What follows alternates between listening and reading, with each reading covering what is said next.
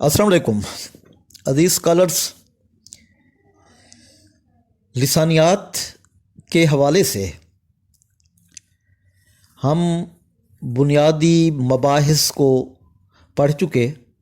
جس میں لسانیات کی تعریف ہے، مفہوم، اس کے بعد توضیحی اور عام لسانیات کا فرق جو تھا،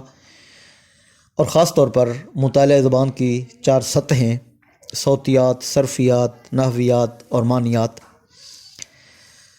اب ان کے بعد چونکہ آن لائن کلاسز کا سلسلہ شروع ہو چکا ہے، تو لسانیات کی شاخیں، ان شاخوں میں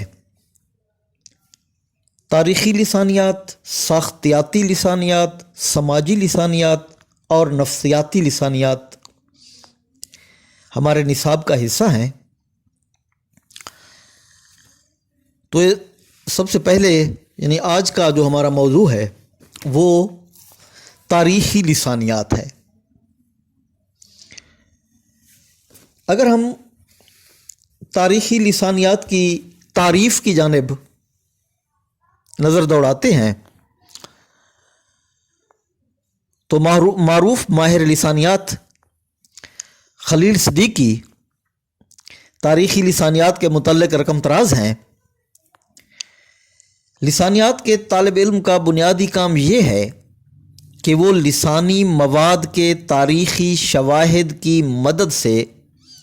زبان کے ارتقاء کی تاریخ اور اس کے آغاز کے کوائف مرتب کرے۔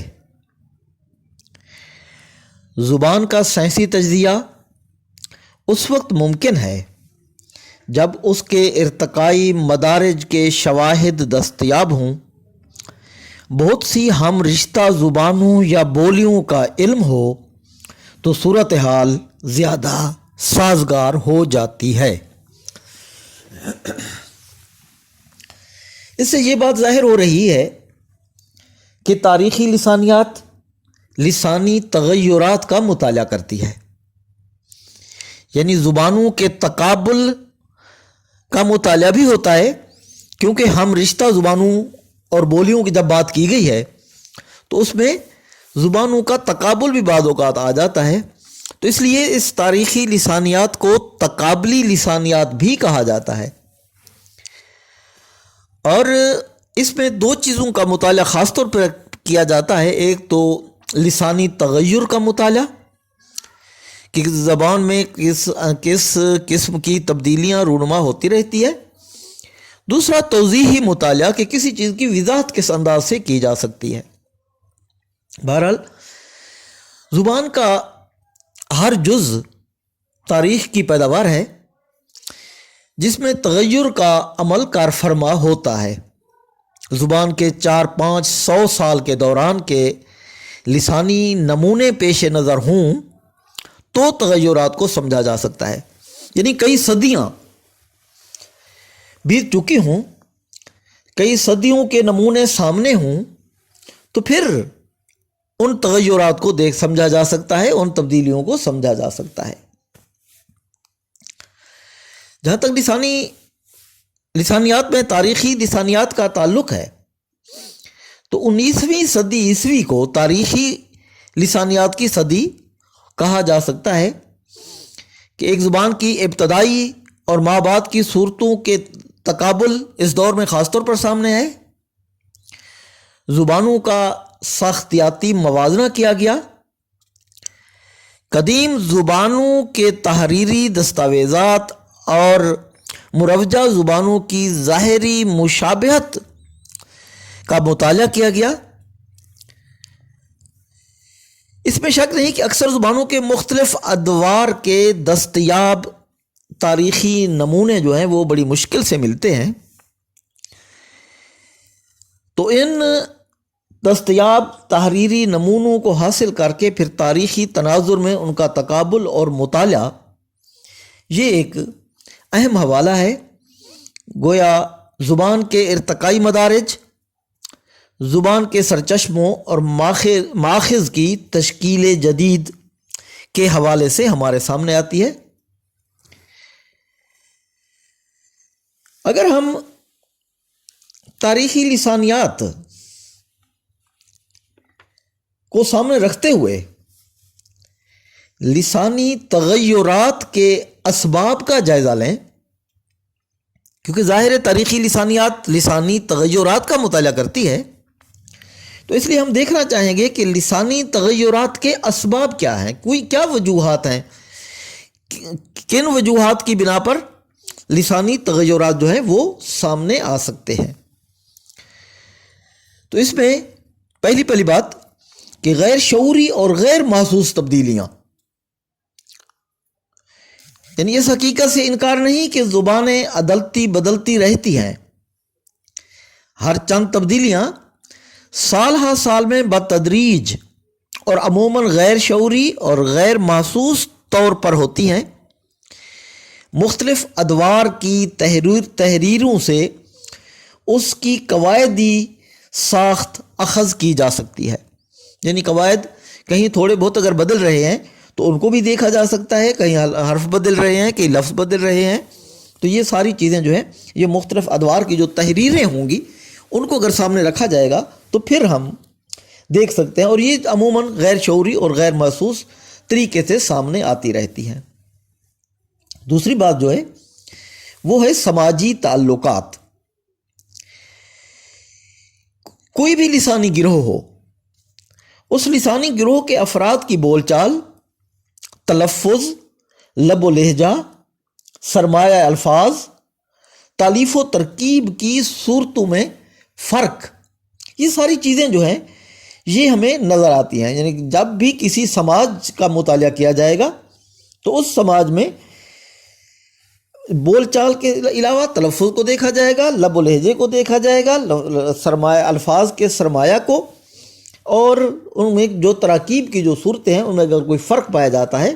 تو وہ بھی پیش نظر رہتا ہے۔ پھر ہم دیکھتے ہیں کہ قوموں اور تہذیبوں کا اختلاط، یعنی یہ اس وقت سامنے آ سکتا ہے جب مخلوط زبانیں جو ہیں وہ ایک علاقے میں کام کر رہی ہوں، ایک علاقے میں بولی جا رہی ہوں۔ یہ عموماً ملکی فتوحات، کوئی توسیع پسندی کے حوالے آ جاتے ہیں، بڑے پیمانے پر کوئی ہجرت ہو جائے یا تجارتی اور کاروباری قسمت آزمائی کے سلسلے چل رہے ہوں، تو پھر جو نوارد ہیں یا فاتحین ہیں ان کی کوشش ہوتی ہے کہ مقامی باشندوں کی زبان سیکھی جائے۔ ایسا بھی ہوا کہ مقامی باشندوں نے نوواردوں یا فاتحین کی زبان سیکھی، کیونکہ اگر ہم قدیم ہند میں دیکھتے ہیں تو کول قبائل ہیں، منڈا قبائل ہیں، اور دراوڑ نسلوں کا اختلاط ہمیں نظر آتا ہے۔ اسی طریقے سے آریاؤں اور دراوڑوں کے ارتباط سے لسانی کرشمے سامنے آئے۔ ایک قیاس یہ بھی ہے کہ ہند آریائی اور دراوڑی بولنے والوں کی آبادیاں قریب قریب ہو گئی تھیں، یعنی کہ دراوڑی بولنے والے جو تھے، خاص طور پر یہاں پاکستان کی زبانوں میں براوی زبان کی بات کی جاتی ہے، یا پھر مختلف دیگر پاکستانی زبانیں ہیں، ان میں کچھ جو اصوات ہیں وہ دراوڑی قبائل کی اصوات سے ملتی جلتی ہیں۔ تو یہ لوگ الگ تھلگ رہتے ہوئے بھی معاشی مفاد کے لیے مشترکہ ابلاغ کے محتاج رہے ہیں، یعنی ان کے ایک دوسرے کے ساتھ تعلقات رہے ہیں۔ تو ایسی صورتوں میں ایک زبان کے دوسری زبان پر اثرات، ایک قبیلے کے دوسرے قبیلے پر اثرات جو ہیں وہ سامنے آتے رہے ہیں، اور یعنی قوموں اور تہذیبوں کے اختلاط کے سلسلے جو ہیں وہ چلتے رہے ہیں۔ پھر ہم یہ بھی دیکھتے ہیں کہ الفاظ کے ماخذ سے بحث، کیونکہ الفاظ کے جو ماخذ ہوتے ہیں اس میں بعض اوقات ایسا بھی ہوتا ہے کہ دو یا زیادہ زبانوں کی صوتی یا معنیاتی مشابہت جو ہے وہ نظر آ رہی ہوتی ہے، تو یہ مشابہت حسن اتفاق نہیں ہے، بلکہ ایک زبان سے دوسری زبان میں لفظ مستعار لیے جاتے ہیں اور پھر یہی لفظ دخیل ہو جاتے ہیں۔ تو انفرادی کلمے کے تاریخی مطالعے جو ہیں وہ اس بات یہ ہمیں بتاتے ہیں کہ کسی کلمے کے صحیح معنی کا جو تعین ہے، صحیح معنی جو اس کے استعمال ہو رہے ہیں، تو وہ زبان کی تحقیقات کے بنیادی ڈھانچے کے حوالے سے ہمارے سامنے آتے ہیں۔ یعنی دو زبانوں یا اس سے زیادہ زبانوں میں پائے جانے والے ایک جیسے الفاظ کسی نہ کسی زبان میں ضرور دخیل ہوا کرتے ہیں، تو اس سے تاریخی رشتے اور قربت کا احساس ہوتا ہے، تاریخی رشتے بنتے نظر آتے ہیں اور قربت جو ہے وہ بھی ہمارے سامنے آتی ہے۔ گویا الفاظ کے ماخذ جو ہیں وہ پھر تحقیق سے پتہ چلتا ہے کہ یہ ماخذ کس زبان کے ہیں۔ عموماً ایسا ہوتا ہے کہ بہت سے لفظ ایسے کسی زبان کا حصہ بن جاتے ہیں کہ جن کو اس زبان سے الگ کرنا بھی مشکل بن جاتا ہے۔ اسی طریقے سے ہم دیکھتے ہیں کہ جغرافیائی قرب، کیونکہ یہ بھی ایک وجہ ہے کہ جغرافیائی قرب کے حوالے سے یعنی بہت سی زبانیں ہم اصل اور ہم ماخذ ہونے کے باعث نہیں بلکہ جغرافیائی قرب کے باعث اثرات قبول کرتی ہیں۔ یعنی جب جغرافیائی طور پر زبانیں ایک دوسرے کے ساتھ بولی جا رہی ہوتی ہیں تو ان کے اثرات ایک دوسرے پر پڑتے رہتے ہیں۔ پھر ایک آفاقی رجحان بھی ہے۔ ایک آفاقی رجحان ایسا ہے کہ جس کو ہم یہ کہتے ہیں کہ کلموں کو مختصر کرنے کا رجحان۔ یعنی پہلے اگر 2 لفظ 3 لفظ کسی ایک حوالے سے بولے جاتے تھے تو اس میں مختصر کر کے ایک لفظ میں بھی اسے پرونے کی کوشش کی جاتی ہے۔ گویا ہر زبان کی تاریخ کا سفر پیچیدگی سے سادگی کی طرف بڑھتا ہوا نظر آتا ہے۔ بعض اوقات ہم دیکھتے ہیں کہ کچھ اصطلاحات جو ہوتی ہے، یعنی اصطلاحات کا استعمال، یعنی وہ بھی زبان میں تبدیلی کا باعث بن سکتی ہے، کیونکہ ماہرین کی وضع کردہ اصطلاحیں اور ادیبوں کی ادبی و لسانی اختراعات، جسے بعد میں اصطلاحات بھی آپ کہہ سکتے ہیں، یہ زبان کا سرمایہ ہوا کرتی ہیں۔ اور یہ اصطلاحات جو ہوتی ہیں یہ ضروری نہیں کہ ہر دور میں ایک جیسی چل رہی ہوں، ان میں تبدیلیاں ہوتی رہتی ہیں۔ پھر ہم دیکھتے ہیں کہ فطری ارتقاء ایک اہم بات ہے کہ کسی بھی زبان کو دیکھا جائے تو اس کی تاریخ مرتب کی جا سکتی ہے۔ اس کی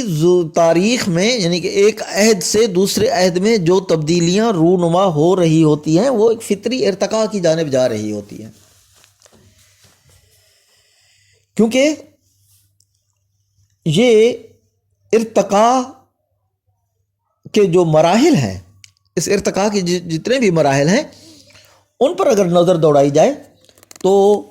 واضح ہو جاتا ہے کہ یہ لسانی تغیرات کے کون کون سے اسباب ہیں۔ انہی تغیرات کے حوالے سے تاریخی لسانیات کو سامنے رکھتے ہوئے اگر ہم کسی بھی زبان کا جائزہ لینا چاہیں تو وہ جائزہ لیا جا سکتا ہے۔ گویا اگر اردو کا تاریخی سفر دیکھیں تو دیگر زبانوں کی طرح یہ سفر بھی مفروضات پر مبنی ہے، کیونکہ بہت سے قیاس آرائیاں جو ہیں وہ ہمارے سامنے آتی ہیں۔ اگر ہم قدیم دور کو دیکھتے ہیں تو ہمیں دکنی بولی، کھڑی بولی، پراکرتی، اپبھرنش، یہ ساری بولیاں جو ہیں یہ ہمارے سامنے آتی ہیں۔ پھر جا کر اردو کی جانب ہم بڑھتے ہیں، اور پھر بعد میں ہم یہ بھی دیکھتے ہیں کہ اردو کے مولد و ارتقاء کے حوالے سے کئی نظریات ہمارے سامنے آتے ہیں، اور یہ نظریات جو ہے یہ بھی کچھ مفروضات پر مبنی ہیں، یہ بھی قیاس آرائیوں پر مبنی ہے، جس میں گریرسن کا نظریہ ہے، محمد حسین آزاد یا دیگر لوگوں کا جو نظریہ ہے، انہوں نے یہ کہا کہ برج بھاشا کی بیٹی ہے اردو، یعنی اردو برج بھاشا کی بیٹی ہے۔ حافظ محمود شیرانی نے اسے پنجاب میں اردو کہا ہے، یعنی اردو کا جو